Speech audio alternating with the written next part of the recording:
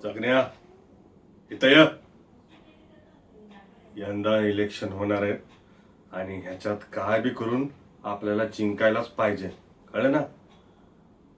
आणि तो सावकार, त्याची तर अशी वाट लावायची आहे ना, शर्यत पण आपल्याला जिंकायची आहे. हा, नाही त्याच्या नाकात यसन घालून असं मैदानात फरफटत आणला ना, तर नावाचा विशाल पाटील नाही, कळलं?